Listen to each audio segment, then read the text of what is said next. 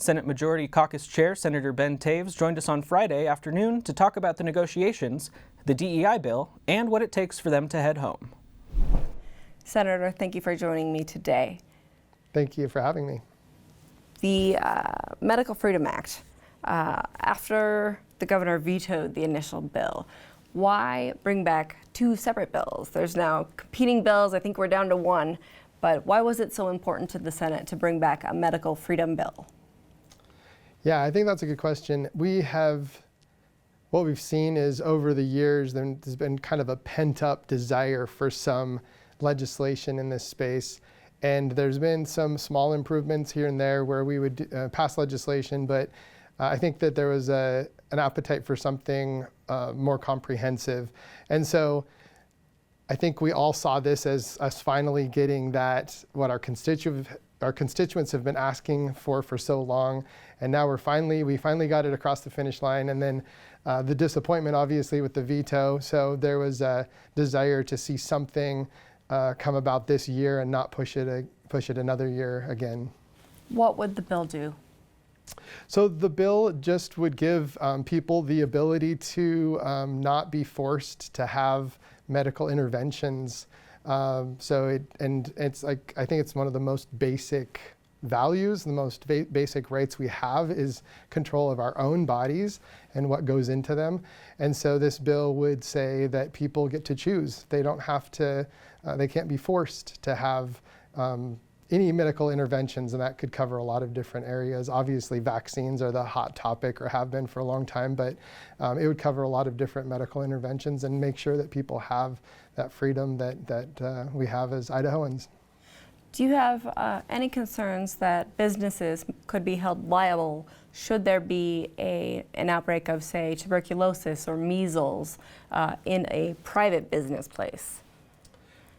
I haven't studied a lot into we haven't seen anything like that for a long time. I think to a large extent I trust personal responsibility. So I do understand that people could be sent home from their job if they have symptoms that. And the bill allows for that. Yeah, right. Okay. And it just couldn't be a condition of employment. That's your privacy, whether or not you have certain vaccines, things like that.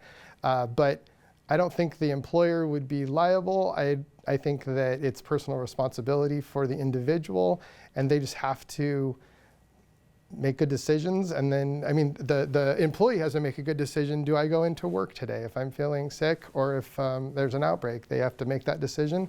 And the employer also has to make the decision, hey, you're sick, we're going to send you home, and that's understandable as well. So in the state of Idaho, you already do not have to vaccinate your children to send them to a public school, nor do you need to be vaccinated to be in any public building. In addition, there's labor laws, and with rare exceptions, such as folks that maybe work for a hospital, that kind of thing.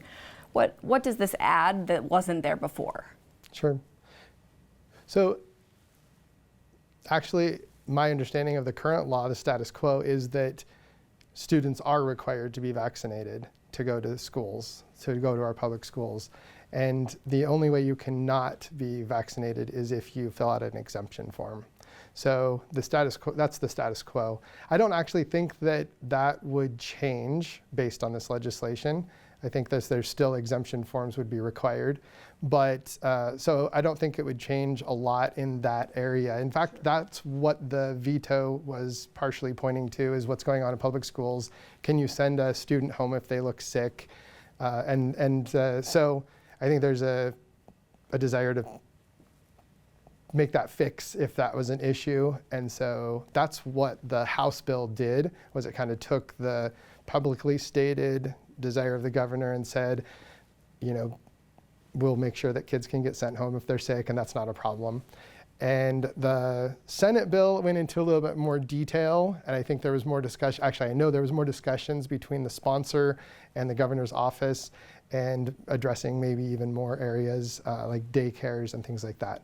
And so that's kind of why you had two bills, I think, which was part of your question. As far as needing a bill, I think it's more in the private sector than it is in the schools, because I think those are kind of addressed to a large extent already. And for listeners, we're having this conversation around noon on Friday, and so we'll see if Idaho Reports can update this later. But right now, that bill hasn't quite passed, but it seems promising. Yeah. On the topic of education, the bill you co-sponsored on diversity, equity, and inclusion in higher ed is on its way to the governor's desk. Can you tell me about what that bill does? Yeah, certainly. So first of all, it defines what diversity, equity, and inclusion is, and makes sure that it's clear for universities what we're asking them to not require or force upon students. Then it goes and it defines, it has a lot of definitions, almost 4 pages of definitions, defining diversity officer, bias reporting system. These are things that have been in our universities. And then it goes and it goes into what's restricted. So we're not going to allow any discrimination in the admissions. That's actually codifying a Supreme Court decision. So not a big controversial thing there. Then it goes into no discrimination in hiring. There's actually been lawsuits that there's discrimination in hiring in our institutions of higher education. So we just want to make it really clear that we're not going to, the affirmative action isn't acceptable. It goes on to say that students can't be required or otherwise compelled to take DEI courses. So it doesn't mean that there's no DEI courses. That's something that's often misunderstood. People will say, you know, you're banning DEI, you're not allowing this. People should be able to learn different points of view. It doesn't actually ban or say that they can't learn different points of view at all. What it does is it says that you can't force someone to take a class that's teaching them critical theory. So I think that's important. That's another element of the bill. So admissions, hiring, you can't force classes. No more DEI offices, and our universities, to a large extent, they've moved the right direction in that area already, and I applaud them for that. They've turned all these different centers that were for specific groups, they've turned it into a student center that allows everyone to come in there and get those services. And the concept behind that, having one place that everybody goes, is the reality that socioeconomic factors are a better indicator of people's success in college. Whether they'll be able to make it all the way through and get their degree has more to do with socioeconomic factors than it has to do with the color of your skin or any other male or female.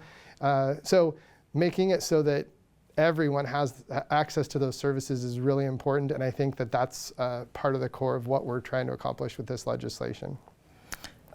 Your opponents would argue that nearly everyone at universities is an adult, as well as they're there voluntarily, unlike K through 12. So why should the state be, I guess, involved in something that an adult is voluntarily participating in? Yeah, that's a great question. So first of all, it's taxpayer-funded dollars that are going to the institutions, and we're saying that they need an option. So that question almost says that they have an option. When my opponents would say, well, they're adults, they should be able to choose for themselves.